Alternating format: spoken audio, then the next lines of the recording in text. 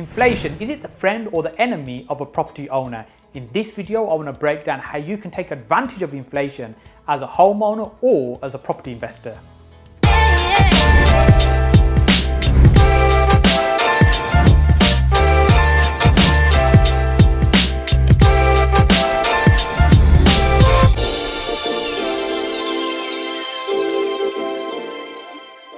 If you're watching my videos for the first time, my name is Saj Hussain, and on this channel I share with you my 15 years of property investing experience to ultimately help you get further faster in your property investing journey.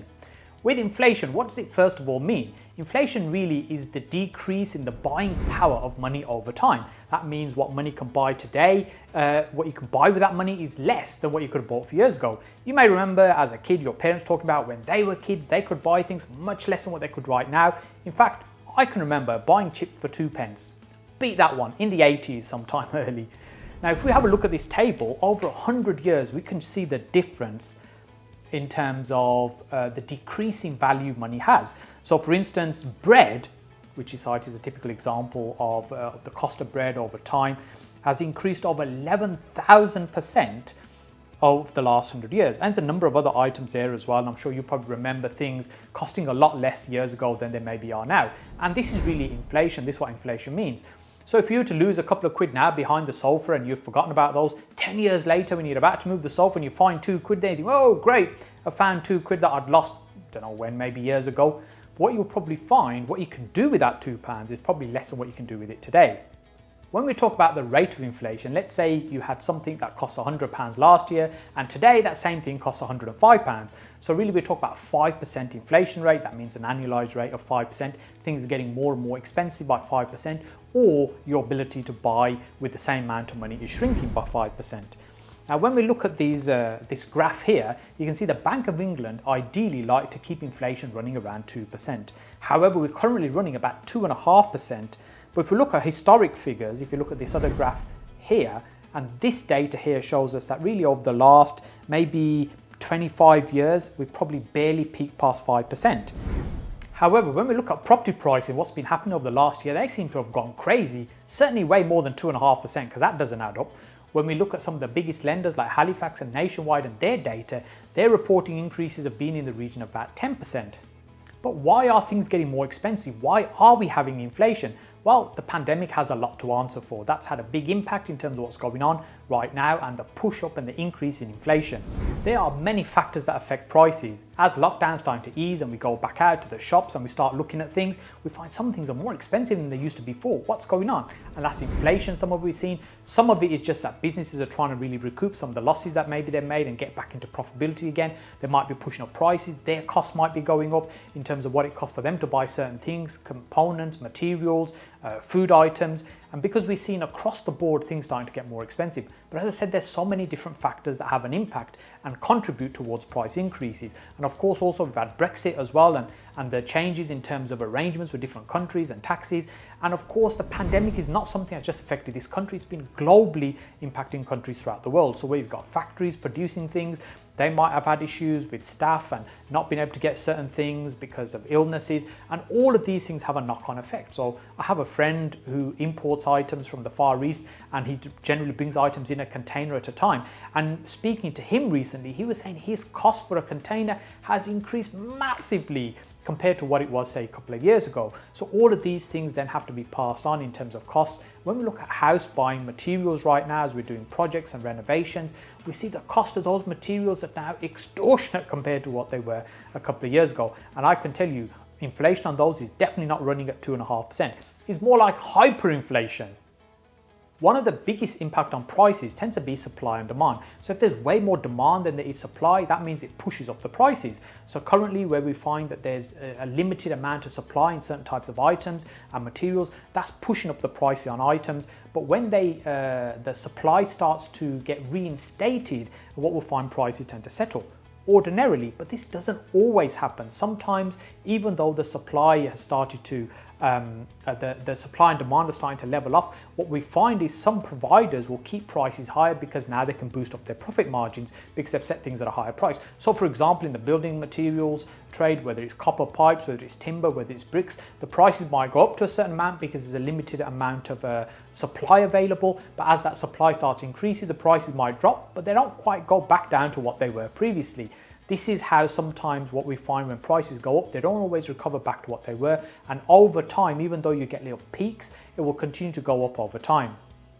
A shortage of one particular item can impact all aspects of life. So for instance, right now, semiconductors, there's a shortage of those chips. So what's happening? It means computer prices will start going up, phone prices will start going up. There's also a problem in terms of being able to supply cars, getting them out of the production line because they're waiting for these chips to go in and the cars are useless without those chips, those semiconductors. So what that means is you start seeing a little knock-on effect on various different things. So let's say, use an example of a car, somebody's waiting for a car that they've ordered, a new car, and now there's a shortage, there's not enough of these cars. Somebody might be prepared to pay a premium to get their car early. So what's happening? There's a much higher demand than there is supply. What that does is pushes up those prices, and these are examples of inflation. One item that there is a huge amount of right now is cash. There seems to be an abundant amount of it around, and much of it has come from the government in terms of support, stimulus packages that they've put together. There's literally billions and billions and billions of pounds that they've been pouring into the economy to try and support it and make sure it doesn't collapse. And that's important. I think they needed to do some of these things, but of course it means some of it is now filtered down into places where maybe it shouldn't have been, and some people got access to it that maybe they shouldn't have. Not all of it is completely legitimate, but it is what it is, and there's a huge amount of cash around right now. Hey, we're pausing this video for a commercial break. Just a quick favor, if you're enjoying this content, then make sure you smash that like button. It is absolutely free, and what it does mean, it just helps me reach much more people in terms of getting this video out to help other people. So make sure you also subscribe to the channel, and now let's get back to that video. With all the chaos that's been going on, the government has been pouring billions and billions of pounds into the economy to really support people, businesses, the economy, keep it propped up and not let it collapse and fall on its knees, which I think is really important. They needed to do that. But what it's also meant, there's been some winners and losers out of that. What I mean by that is there have been some people who've really struggled and lost their jobs and really struggling financially. There's other people and other businesses who have benefited tens and if not hundreds of thousands of pounds in terms of government support. So all this money is now in the economy because the government want them to spend it, they want to use that money. But of course with the lockdowns, people haven't been out there spending that money. They've been sitting on that money. I saw a report a few months ago where Nationwide, I think it was, talking about there's more money sitting in people's accounts right now than there's been at any other time previously in history. So which is phenomenal stat when you think about it, because generally we're not really a nation of savers. We like to spend money, we like to have a good time. It means we generally, there's very little money that's left over at the end of each month for most people. So when we're in a situation like this where there's lots of cash around and people not being able to go out and buy, there's plenty of money around. And also because of uncertainty, sometimes people think of property as well as a safe haven to put money. But when we tie this in with the very, very low interest rates we've got, historically the lowest interest rates that we've seen in this country in terms of borrowing money is so easy at very low rates, coupled with the fact that the government is supporting like 95% mortgages, they're really pushing the economy, they're really pushing the property market to move forward. And I don't think some of the things that have come from the property market was intentional for the government. I don't think they were expecting prices to rise the way they have. But all the things they've done, such as the stamp duty holiday, these have all drove the property prices up. I remember last year looking at some property that was about £280,000, and when I look at what they actually achieved when those properties sold, they were like 340 or even some of them were £350,000. It's absolutely crazy what's happening to those prices.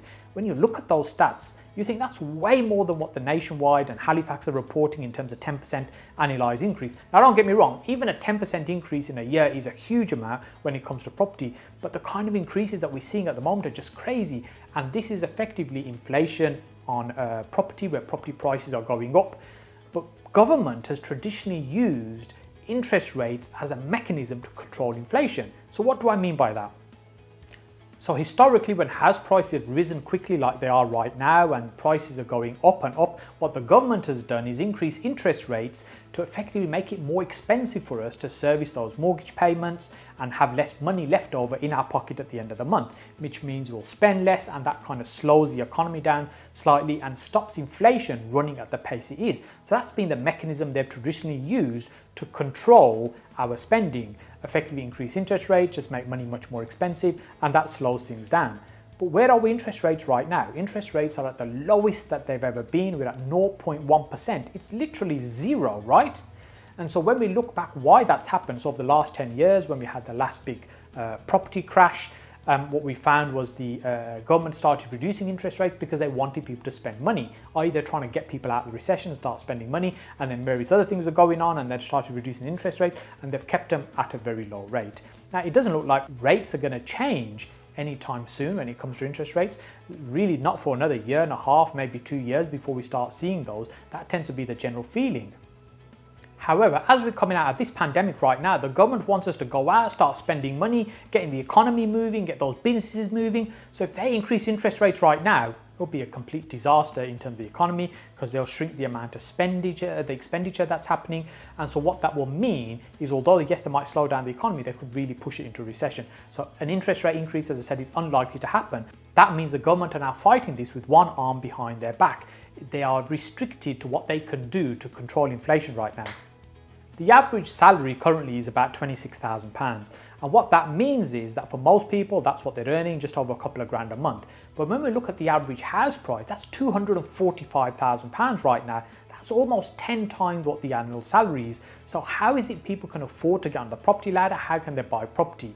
Well, if we look at this graph, for example, this is the widest this gap has ever been. If you look at it, it just seems to be getting wider and wider, i.e. it's becoming more and more difficult to afford property. Effectively, the ability for people to buy property is reducing because the prices keep on increasing. Now you can see where this is going if you're an owner of a property, because those that purchased their property 20, 30, 40 years ago, the value of those properties are now significantly more than they were then. But if you think ahead another 20, 30, 40 years, what those values might they be, and compared to the affordability and the ability to be able to buy. I think the average age for somebody buying the first time home in London now is in their 40s. That means they're still living in a small bedroom in mom and dad's house until they're 40 something to be able to buy their own home. So why is buying property a smart move during inflationary times like we have right now? Well, if we look at this graph over here, so this shows that if we purchased a property for £245,000 with today's average, and we had a 5% increase over the 20 years, that means at the end of the 20 years, the same property that was worth £245,000 now would be worth £650,000. So why is buying property during inflationary times such a smart move?